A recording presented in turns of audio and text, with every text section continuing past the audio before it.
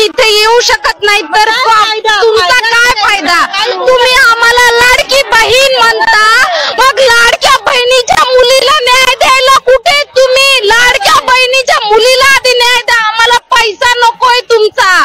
तुमच्या 1,500 काय होणार नाही, आमच्या लेकरांना तुम्ही न्याय द्या.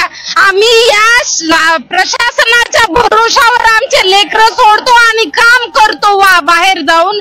आणि जर आमचे लेकर सुरक्षित नसेल तर आम्ही काम तरी कशासाठी करू?